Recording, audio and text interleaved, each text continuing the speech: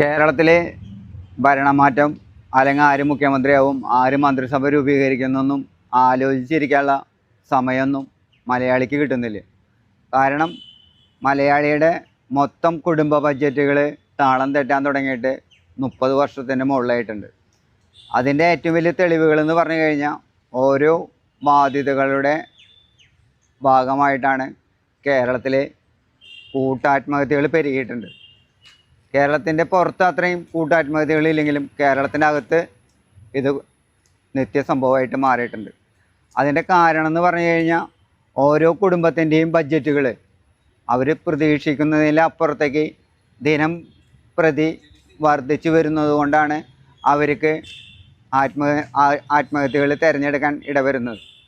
പക്ഷേ ഭരണം മാറിയതുകൊണ്ടോ മുഖ്യമന്ത്രി പുതിയതായിട്ട് വന്നതുകൊണ്ടോ ഈ വ്യവസ്ഥിതി ഒറ്റയടിക്ക് മാറാൻ അല്ലെങ്കിൽ മാറ്റപ്പെടുന്ന ആർക്കും പ്രതീക്ഷയില്ല.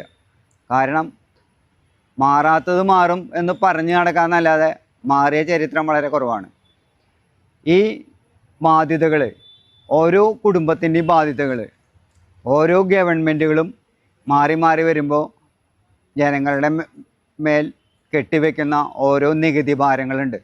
ഈ നികുതി ഭാരങ്ങൾ അവനെ താങ്ങാവുന്നതിലപ്പുറത്തേക്ക് ഭാരം വെച്ച് കൊടുത്ത് അവനെ യാതൊന്നും എൻജോയ് ചെയ്യാൻ പറ്റാത്ത അവസ്ഥയിൽ അവൻ്റെ തലച്ചോറുകളെ അവൻ്റെ ബാധ്യതകൾ ആലോചിച്ച് പഴിപ്പിക്കുന്ന അവസ്ഥയാണ്. അങ്ങനെ ജനങ്ങൾ ഇതിൽ നിന്ന് രക്ഷപ്പെടാനായിരിക്കണം ആത്മഹത്യകൾ തിരഞ്ഞെടുക്കേണ്ടാവുക. നമ്മുടെ രാഷ്ട്രീയ പ്രസ്ഥാനങ്ങൾക്ക് ഈ ആത്മഹത്യകളെ കുറിച്ച് ആലോചിക്കാൻ പോലും സമയമില്ല. അവരാലോചിക്കുന്നത് എൻ്റെ നേട്ടം എന്നേക്കാൾ വലുതായിട്ട് കാണുകയും അത് രാജ്യത്തിൻ്റെ താല്പര്യമായിട്ട് നമ്മുടെ നാട്ടിലെ മുഖ്യധാര രാഷ്ട്രീയ പാർട്ടികളെ നിലനിർത്തുന്ന മാധ്യമങ്ങളും ദൃശ്യമാധ്യമങ്ങളും പങ്കുവയ്ക്കുന്നുണ്ട്.